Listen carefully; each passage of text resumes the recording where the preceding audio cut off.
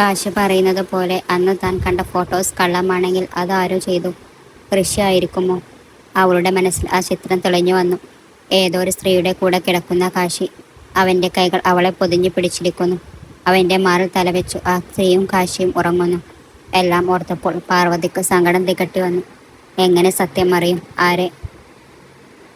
ആരെ വിശ്വസിക്കും എന്നറിയില്ല. ആകെ ഉണ്ടായിരുന്ന ദേവി പോലും ഇപ്പോൾ കൂടെയില്ല. ദേവിയെ ഓർത്തതും കാശിയുടെ വാക്കുകൾ മനസ്സിൽ കടന്നു വന്നു. ഇല്ല, ഈ വിവാഹം നടക്കില്ല. അതിനു മുന്നേ സത്യം അറിയണം. എനിക്ക് എൻ്റെ കാശിയെ വേണം, പഴയ എൻ്റെ നാഥനായി. അവളുടെ മനസ്സിൽ ഋഷിയുടെ മുഖമായിരുന്നു കടന്നു വന്നത്. അവൻ ഒരിക്കലും അങ്ങനെ ചെയ്യില്ല എന്നൊരു വിശ്വാസമുണ്ടെങ്കിലും കാശിയുടെ വാക്കുകൾ ഉൾക്കൊണ്ട് അവനെ തന്നെ അവൾ സംശയിച്ചു. രാത്രി എല്ലാവരും ഭക്ഷണം കഴിക്കുമ്പോഴാണ് പാർവതി ഋഷിയെ ശ്രദ്ധിക്കുന്നത്. അവൻ്റെ നോട്ടം അവളിൽ ആണെന്ന് മനസ്സിലായി അവൾ നോട്ടം പിൻവലിച്ചു. അവളുടെ ഉള്ളിൽ അവനോട് ദേഷ്യം കൂടി വന്നു. ഭക്ഷണം കഴിച്ചു എഴുന്നേൽക്കാൻ തുടങ്ങിയ പാർവതിയെ മാധവൻ വിളിച്ചു. നിന്റെ അഭിപ്രായം പറഞ്ഞില്ല. ഇവന് പെട്ടെന്ന് തിരിച്ചു പോണം. അതിനു മുന്നേ വേണം. പാർവതി ഋഷിയെ നോക്കുമ്പോൾ അവൻ്റെ ചുണ്ടിലെ ചിരിയുടെ പൊരുൾ തേടി. അവൾ അവർക്ക് മുന്നിൽ നിന്നുകൊണ്ട് ഋഷിയെ നോക്കി പറഞ്ഞു, എനിക്ക് സമ്മതം. ഋഷിയുടെ കണ്ണുകൾ തിളങ്ങി. ഒപ്പം ജാനകിയുടെ കണ്ണുകൾ നിറഞ്ഞു. പിന്നെ ഒന്നും മിണ്ടാതെ പാർവതി മുറിയിൽ പോയി.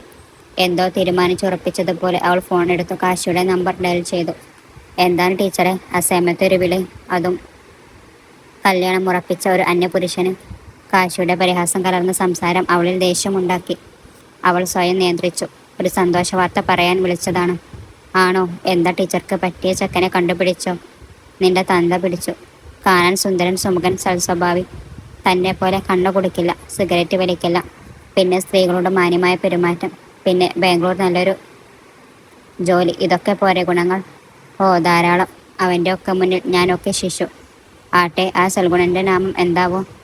ഋഷി വാസുദേവ്. കാശിയുടെ മറുപടി ഒന്നും വരാത്തത് കണ്ടു പാർവതി സന്തോഷിച്ചു. തൻ്റെ ദുഃഖം അവനും അറിയട്ടെ എന്നോർത്തു. നിന്നോട് ഞാൻ പറഞ്ഞതല്ലടി, നീ എൻ്റെ സ്വഭാവം പുറത്തെടുക്കുമല്ലേ? അതെന്താ? എൻ്റെ ആത്മാർത്ഥ സുഹൃത്തിനെ നിങ്ങൾ കെട്ടുമ്പോൾ നിങ്ങളുടെ ആത്മാർത്ഥ ശത്രുവിനെ ഞാനും അങ്ങ് കെട്ടുന്നു. അത്രേ ഉള്ളൂ. വെറുതെ വാശിക്ക് നിൽക്കണ്ട. തമാശക്ക് പോലും നീ അവൻ്റെ ആണെന്ന് പറയുന്നത് എനിക്ക് ഇഷ്ടമല്ല. അങ്ങനെ ഇപ്പോൾ നിങ്ങളുടെ ഇഷ്ടം നോക്കിയല്ല ഞാൻ ജീവിക്കേണ്ടത്. അപ്പോൾ ശരി, ഗുഡ് നൈറ്റ്. കാശി എന്തോ പറയും മുന്നേ അവൾ ഫോണ് കട്ട് ചെയ്തു. അവളിൽ ഒരുപാട് സന്തോഷം തോന്നി. കുറച്ച് വിഷമിപ്പിക്കട്ടെ എന്ന് മനസ്സിൽ കരുതി. ഓരോന്നോർത്ത് എപ്പോഴോ ഉറങ്ങിപ്പോയി. പിറ്റേന്ന് നല്ല ഉത്സാഹത്തോടെ നടക്കുന്ന പാർവതിയെ കണ്ട് എല്ലാവരും അമ്പരന്നു. ഇത്ര പെട്ടെന്ന് അവൾ എല്ലാം മറക്കുമെന്ന് അവരാരും ഓർത്തില്ല. ഋഷിക്ക് എന്തോ പന്തികേട് തോന്നി. കാരണം അവനും അറിയാം കാശി അവൾ എത്രമാത്രം സ്നേഹിച്ചിരുന്നു എന്ന്. കവലയിൽ ബസ്സു കാത്തു നിൽക്കുമ്പോഴാണ് അവൾ അന്ന് കണ്ട ആ കുട്ടിയെ വീണ്ടും കണ്ടത്. അവനോട് സംസാരിക്കാൻ വേണ്ടി അവൾ വേഗം തന്നെ റോഡ് മറുവശം കടന്നു. അവൻ ഒരു കാറിൻ്റെ അടുത്തായിരുന്നു നിന്നത്. പാർവതി കാറിൻ്റെ അടുത്തെത്തിയതും അവൻ വേഗം തന്നെ അതിൻ്റെ മുന്നിലെ സീറ്റിൽ കയറിയിരുന്നു. പാർവതി അവൻ്റെ കൂടെ ആണെന്ന് നോക്കാൻ വേണ്ടി അതിൻ്റെ അടുത്തെത്തിയതും അവളെ ആരോ വലിച്ചകത്തേക്കിട്ടതും വണ്ടി പാഞ്ഞു പോയതും ഒരുമിച്ചായിരുന്നു. എന്താ സംഭവിച്ചത് എന്നറിയാതെ പാർവതി കണ്ണുകൾ വലിച്ചു തുറന്നപ്പോൾ അവൾ കണ്ടു, ഡ്രൈവിംഗ് സീറ്റിൽ ഇരുന്ന് അവളെ നോക്കുന്ന കാശിയെയും അവൻ്റെ മടിയിലിരിക്കുന്ന കണ്ണനെയും. എന്താടി, നാട്ടിൽ കാണുന്ന കുട്ടികളുടെ പുറകിലൊക്കെ നടക്കുന്നേ? വേണമെങ്കിൽ സ്വന്തമായി ഉണ്ടാക്കിക്കൂടെ?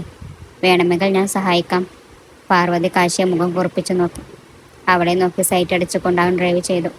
കണ്ണൻ അവനോടൊപ്പം ഇരുന്നു. ഡ്രൈവ് ചെയ്യുന്ന പോലെ കാണിക്കുന്നുണ്ട്. എവിടേക്കാണ് പോകുന്നത്? എനിക്ക് ഇറങ്ങണം. അടങ്ങിയിരുന്നാൽ വൈകുന്നേരം വീട്ടുവിടും. അല്ലെങ്കിൽ ഋഷി വാസുദേവ് വേറെ പെണ്ണ് നോക്കേണ്ടി വരും. ഇത് ആരാ ഈ കുട്ടി? ഇത് എൻ്റെ സ്വന്തം രക്തത്തിൽ ജനിച്ച എൻ്റെ കുഞ്ഞ്. അല്ലട കണ്ണ. തമാശാണെന്ന് കരുതാമെങ്കിലും അവൻ്റെ മുഖത്ത് പറയുമ്പോൾ ഉള്ള സന്തോഷം അവളെ ഞെട്ടിച്ചു. അവൾ കണ്ണനെ സൂക്ഷ്മം നോക്കി. എവിടെയൊക്കെയോ കാശിയുടെ ഛായ. ദൈവമേ, ഇനി ശരിക്കും ഇത് അങ്ങേരുടെ കുട്ടിയാവുമോ? ആണെങ്കിൽ ഇന്ന് രണ്ടിൽ ഒരാളെ ജീവനോടെ തിരിച്ചു പോകും. പാർവതി മനസ്സിൽ ഓരോന്ന് ഓർത്തിരുന്നു. അവർ പോകുന്ന വഴി ഏതെന്നറിയാതെ ഒരു ചെറിയ വീടിൻ്റെ മുന്നിൽ കാർ നിർത്തി. കാശി ഇറങ്ങി. അവൻ കണ്ണനെയും കൊണ്ട് നടന്നു പോകുന്നത് കണ്ടു. പാർവതി അവിടെ തന്നെ ഇരുന്നു. കളിച്ച് ചിരിച്ചു പോയി വരുന്ന കാശിയിൽ തന്നെയായിരുന്നു അവളുടെ നോട്ടം. എന്താടി ഇങ്ങനെ വായ നോക്കി നീ അവനെ തേക്കുമോ? തന്നെ നോക്കുന്നത് കണ്ടു കാറിൽ കയറിക്കൊണ്ട് കാശി പറഞ്ഞു. അത് കേട്ടപ്പോഴാണ് ഇത്രയും നേരം താൻ കാശിയെ തന്നെ നോക്കിയിരിക്കുന്ന അമളി അവൾക്ക് മനസ്സിലായത്. ഒരു ചമ്മലോടെ പാർവതി അവനിൽ നിന്നും നോട്ടം മാറ്റി. ആ കുട്ടി ആരാ? അവളുടെ ചോദ്യത്തിൻ്റെ പൊരുൾ മനസ്സിലാക്കിയപ്പോൾ കാശിയുടെ ചുണ്ടിൽ ഒരു ചിരി നിറഞ്ഞു വന്നു. അവനെ നോക്കിയിരുന്ന പാർവതിക്ക് അത് കണ്ടപ്പോൾ ദേഷ്യം തോന്നി. പറ, ആ കുട്ടി ഏതാ? ഞാൻ പറഞ്ഞില്ലേ എൻ്റെ ചോരാണെന്ന്. നിങ്ങൾക്ക് അനിയനില്ലല്ലോ, പിന്നെ ചോര ആവണമെങ്കിൽ സഹോദരങ്ങൾക്ക് മാത്രമേ പറ്റുള്ളൂ. എൻ്റെ മക്കൾക്കുണ്ടാവില്ലേ? ദേ, തമാശ കലക്കാതെ പറയുന്നുണ്ടോ? നീ എന്തിനാ ഇത്രയും ടെൻഷനാവുന്നേ? അവനെ നോക്കാനാണ് ഞാൻ ദേവിയെ വിവാഹം കഴിക്കുന്നത്. എല്ലാം കൂടെ കേട്ട് ദേഷ്യം കൊണ്ട് വിറച്ചിരുന്നു പാർവതി. അവൾ അവനോടുള്ള ദേഷ്യം എന്നോണം സ്റ്റിയറിങ്ങിൽ പിടിച്ചു തിരിച്ചു. ഡ്രൈവിംഗ് ഒന്ന് പതറിപ്പോയ കാശി അവളുടെ കൈ ബലമായി പിടിച്ചു. അടങ്ങിയിരിക്കടി. ഇല്ല, പറ. ആ കുട്ടി അത് എൻ്റെ ഫ്രണ്ടിൻ്റെ കുട്ടിയാണ്. എൻ്റെ അമ്മോ, അല്ലാതെ എനിക്കൊരു പെണ്ണുമായി ഒരു ബന്ധവുമില്ല. പിന്നെ നിങ്ങളുടെ ചോര ആണെന്ന് പറഞ്ഞത്, ആ ചോര എന്നെ ബി പോസിറ്റീവ്. അല്ലാതെ അത് കേട്ട് ശരി വന്നെങ്കിലും അവൾ മുഖം തിരിച്ചിരുന്നു. കാശി പതിയെ അവളുടെ കയ്യിൽ പിടിച്ചു. പാറു, ഞാൻ നിന്നോടല്ലാതെ എൻ്റെ പ്രണയം ആരോടും പങ്കുവച്ചിട്ടില്ല. ഇനിയും അത് നിന്നോട് മാത്രമായിരിക്കും. എന്നിട്ടാണോ ദേവിയെ? എടുത്തടിച്ച അവളുടെ ചോദ്യം അവനിൽ ഉത്തരമില്ലായിരുന്നു. കാശി പിന്നെ ഒന്നും മിണ്ടാതെ ഡ്രൈവിങ്ങിൽ ശ്രദ്ധ കൊടുത്തു. പാറു പുറം കാഴ്ചകളിലും പിന്നീടൊന്ന് വഴികൾ കണ്ടപ്പോൾ പാറു സംശയത്തോടെ കാശിയെ നോക്കി. കാശിയുടെ ചുണ്ടിൽ അപ്പോൾ ഒരു പുഞ്ചിരി നിറഞ്ഞു വന്നിരുന്നു. എന്തിനാ ഇങ്ങോട്ട് വന്നത്? അതൊക്കെ ഉണ്ട്. നമ്മൾ കണ്ടുമുട്ടിയ സ്ഥലം ഒരിക്കൽ കൂടി നിന്നോടൊപ്പം വന്നു കാണണം എന്ന് തോന്നി. ഇനി പറ്റില്ലല്ലോ. നിന്റെയും എൻ്റെയും കെട്ടിയനും കെട്ടോളും ഇനി പറഞ്ഞ് ഒന്നിനും സമ്മതിക്കില്ലല്ലോ. അത് പറയുമ്പോൾ അവൻ്റെ മുഖത്തെ നൊമ്പരം അവൾ കണ്ടു. പിന്നെ ഒന്നും മിണ്ടാതെ ഇരുന്നു. അവളും അത് ആഗ്രഹിച്ചിരുന്നു. പണ്ട് പ്രണയം പറഞ്ഞു നടന്ന സ്ഥലത്തൊക്കെ കാശിയുടെ കൈ പിടിച്ചു നടക്കാൻ. ഗവൺമെൻറ് സ്കൂളിൻ്റെ മുന്നിലെത്തി കാശി വണ്ടി സൈഡാക്കി. പാർവതിയെ നോട്ടം മറുപ സൈഡിൽ ഉള്ള ആ ബസ് സ്റ്റോപ്പിലേക്കായിരുന്നു. അത് കണ്ട് അവനും അങ്ങോട്ട് തന്നെ നോക്കിയിരുന്നു. നിന്നെ ആദ്യമായി കണ്ടു ഇഷ്ടം തോന്നി, പ്രണയിച്ചു. പിന്നെ എന്തോ കാരണത്താൽ ഇത്രയും വർഷം നമ്മൾ പിരിഞ്ഞു. വീണ്ടും കണ്ടുമുട്ടി. രണ്ടുപേരും പ്രതീക്ഷിച്ചില്ല എങ്കിൽ കൂടി ഒരു ജീവിതം തുടങ്ങി. അതും ദിവസങ്ങൾ കൊണ്ട് പെയ്തെറിഞ്ഞു നീ പോയി. ഇപ്പോൾ ഇതാ വീണ്ടും രണ്ടുപേർ രണ്ടു വഴിക്ക്. അത് കേൾക്കുമ്പോൾ എല്ലാം പാർവതിയുടെ കണ്ണുകൾ നിറഞ്ഞു വന്നു. കാശി കാണാതെ തുടച്ചു. എന്നാൽ അതവൻ കണ്ടിരുന്നു. നമ്മൾ കാണാത്ത ഇത്രയും വർഷം നീ എന്നെ ഓർത്തിരുന്നോ പാറു? അതോ അവിചാരിതമായി കണ്ടപ്പോൾ വീണ്ടും എന്നോട് പഴയ സ്നേഹം തോന്നിയതാണോ? പാർവതിയൊന്നും മിണ്ടാതെയിരുന്നു. തൻ്റെ സ്നേഹം മനസ്സിലാകില്ല എന്നറിയുന്നത് കൊണ്ട് അവൾ ഒന്നും പറഞ്ഞ് മനസ്സിലാക്കാൻ നിന്നില്ല. പക്ഷേ കാശിക്കെല്ലാം അറിയണമായിരുന്നു.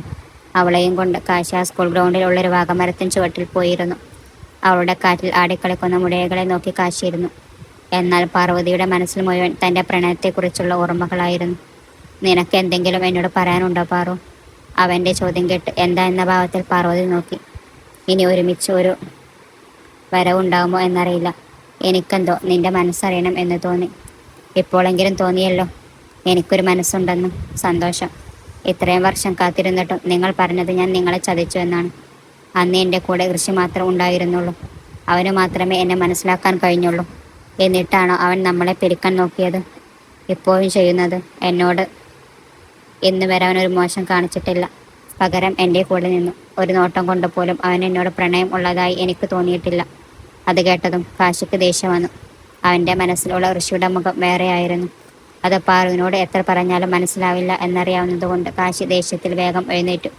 പോടി പുല്ലേ, നിനക്കൊക്കെ അവൻ്റെ കണ്ണിലെ സ്നേഹം മാത്രമേ കാണൂ. ഞാൻ ഇവിടെ നിന്നെ പിരിഞ്ഞ അന്നു മുതൽ കഴിഞ്ഞത് ഒന്നും നിനക്ക് പ്രശ്നമല്ല. നീ കാരണം, നീ ഒറ്റ ഒരാൾ കാരണമാണ് ഞാൻ നശിച്ച കള്ളുകുടി പോലും തുടങ്ങിയത്. നിന്റെ ഓർമ്മകൾ നശിച്ചു പോകാൻ.